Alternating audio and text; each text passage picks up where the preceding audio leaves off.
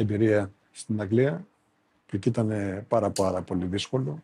Ξεκινώντας αυτή την δεύτερη κατηγορία που ήταν η Νότιχαμ τότε, Championship, ανέβηκε, στάθηκε και τώρα πρωταγωνιστεί. Ήταν κάτι δύσκολο και οπωσδήποτε έχουν γίνει πολλές γνωριμίες, έχουν συνεργαστεί με πάρα πολλούς ανθρώπους του ποδοσφαίρου, είτε αυτοί είναι ποδοσφαιριστές, προπονητές, agents, παράγοντες, το οποίο βοηθάει πάρα πολύ. Οπότε θεωρώ ότι δεν θα έχει κανένα πρόβλημα να το πράξει και να το πράξει και ακόμα καλύτερα. Ξεκίνησα ως φοιτητής στο Νότιχαμ. Οπότε ήμουν εκεί, έβλεπα την ομάδα, έβλεπα τις προπονήσεις και κάποια στιγμή θυμάμαι μόλις έχει ξεκινήσει ο COVID στην Ελλάδα, πήρα τον πατέρα μου και του λέω να σου πω κάτι, μπορείς να μου δώσεις την ευκαιρία να αναλάβω τη Νότιχαμ. Γέλασε και μου λέει εννοείται, με λέει προχώρα, πάμε. Και έτσι ξεκίνησα εγώ το 21 με την Νότιχαμ. Στήσαμε μια καινούργια ομάδα με παιδιά νέα scout. Κάναμε όλο το scouting με data analytics και ό,τι καινούργιο υπήρχε τότε σε τεχνολογία.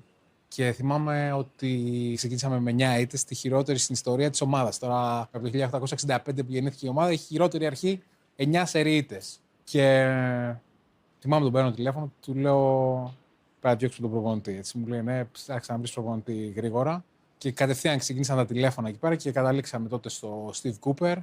Ήρθε εδώ στον Πειραιά, τον γνώρισε ο πατέρας μου. Υπήρξε πολύ καλή χημεία μεταξύ όλων. Είχαμε ένα ξεκάθαρο πλάνο και έτσι θεωρώ πρέπει να γίνονται όλα από την αρχή. Μας τα εξήγησε όλα ο άνθρωπος και ήρθε και μαζί καταφέραμε σε λιγότερο από 8 μήνες να ανέβουμε στην Premier League.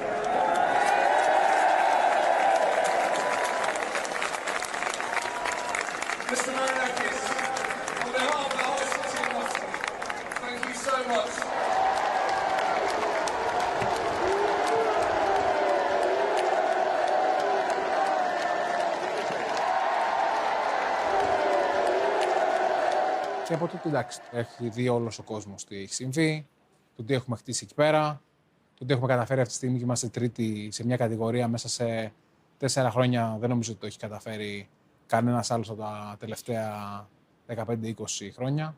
Το να είσαι 23 χρόνια στις μικρότερες κατηγορίες και ξαφνικά ανέβεις στην Premier League, να μείνεις και αυτή τη στιγμή να κάνεις compete με τις καλύτερες ομάδες όπως τη Manchester City, την Arsenal, τη Liverpool, την Aston Villa, τη Manchester United και να τους κερδίζεις μέσα έξω και είναι κάτι τεράστιο νομίζω. Είναι κάτι πολύ μεγάλο και κάτι το οποίο όμως έχουμε δουλέψει όλοι γι' αυτό. Δεν είναι ότι το βλέπουμε ότι συνέβη από τη μια μέρα στην άλλη. Υπήρξαν ατέλειωτες ώρες που κάτσαμε και το κάναμε όλοι μαζί αυτό. Επειδή είναι μια ομαδική δουλειά από τον πατέρα μου, από μένα, από τον προπονητή, από τους σκάουτ, από όλο το τεχνικό επιτελείο, από τους παίχτες.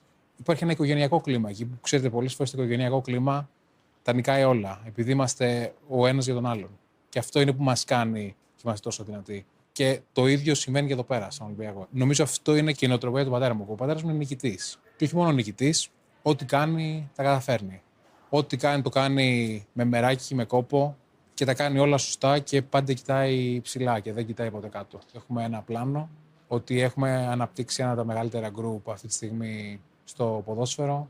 Κάθε χρόνο θα μεγαλώνουμε και κάθε χρόνο θα είμαστε και πιο δυνατοί και κάθε χρόνο θα παλεύουμε και για πιο πολλά πράγματα. Νότιγχαμ Ολυμπιακός, Ολυμπιακός Νότιγχαμ. Θα δούμε αυτή την κορυφαία ευρωπαϊκή αναμέτρηση, γιατί ακούγονται πολλά.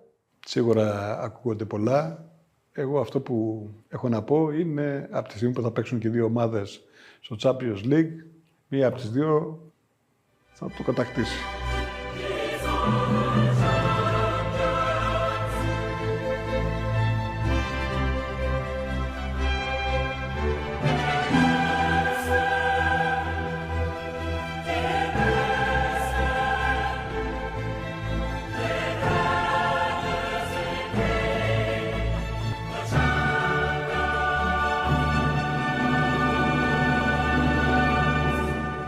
Ποιος είναι πιο φανατικός? Τα κορίτσια βλέπουν κανονικά. Είναι παθιασμένες με το ποδόσφαιρο, τρελαίνονται, πανηγυρίζουν.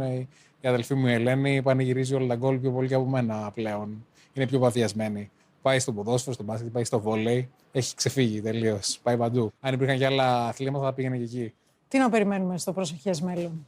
Εμείς εδώ είμαστε. Εμείς δεν φεύγουμε. Και ο πατέρας μου και εγώ και όλη η οικογένεια είμαστε εδώ πέρα.